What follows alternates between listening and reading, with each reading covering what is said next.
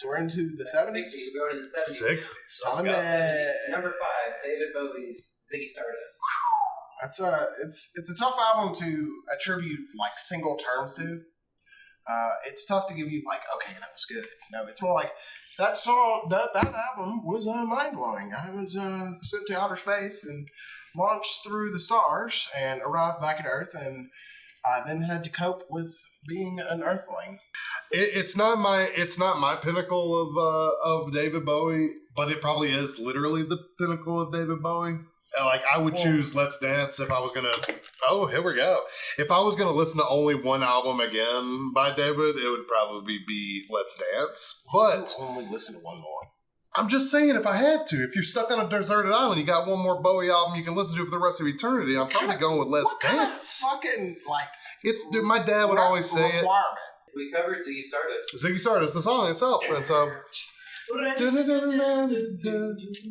Jamming good with Ellen Gazelle and the spiders from Mars. Okay.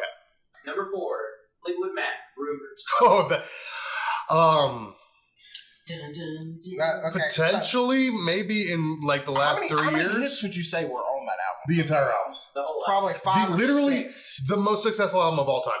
I'm going to go ahead and say that in the last 2 years, I've decided that Rumors is literally top 5, if not even just the number 1 greatest album of all time. And the thing is, it spans other genres as well. It is everything, dude. 1 times platinum. It's everything. We're talking about Go Your Own Way and Dreams and all these songs that are all written about each other, breakups and all this stuff. Recently. And they were all able to fucking channel it into these great songs. Recently, there's a guy listening to Rumors drinking juice on a skateboard. And it was viral. It was sensational for a time. And not to say... I got sad about that. It had nothing to do with the actual Dreams. That made me sad because I was actually like crying in my car listening to Dreams traveling, and then this man is riding on a skateboard. And anyway, number 3, the Rolling Stones, Exile on Main Street. So this is the second time of Stones. The real question is the Rolling Stones in the 80s? They will be. I guarantee. Like, because they fucking write albums every decade. That's why they're one of the greatest rock and roll bands of all time, even if they're not one of my favorite rock and roll bands of all time. The fact that they've maintained their credibility and prominence every decade, basically for the last 60 of them. Yes. Like, holy shit. Okay.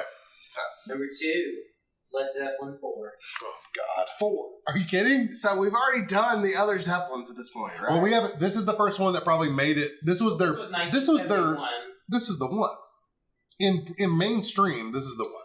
Well, this is with Stairway. Yeah. This has got Black Dog and Rock and Roll and When the Levee Breaks and all the and then the fucking hits like Battle of Evermore and Four Sticks, which is low key my fave. Is this the best album of all time? No, because they've known more. Okay. Number 1, Dark Side of the Moon. Floyd's fucking just masterpiece. They fucking made movies about this masterpiece. Okay, there isn't a reason why any other album on the face of the earth would have ranked higher than Dark Side. Could it be that Dark Side of the Moon and Led Zeppelin 4 are the 2 greatest albums of all time? I definitely think so. Yes, it could. And Dark Side of the Moon really is just one song to me at this point. Like, if you listen to it, it's 40 minutes. It's like 38 minutes, bro. The entire album is a single song. It's one song. I thought you meant like there's one song on the album I like. No, dude. It's like, quite the opposite. It's just, it is the pinnacle of rock and roll. So when you start it, you want to finish it.